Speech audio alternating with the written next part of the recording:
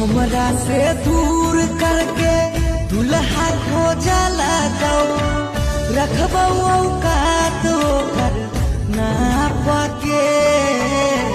हमरा से दूर करके दुल्हा खो जाला दो रखबो औकात ओकर ना पाके।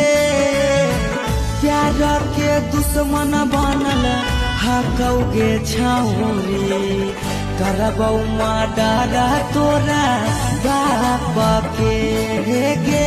प्यार के दुश्मन बनल हकौगे छौरी करबौ मर्डर तोरा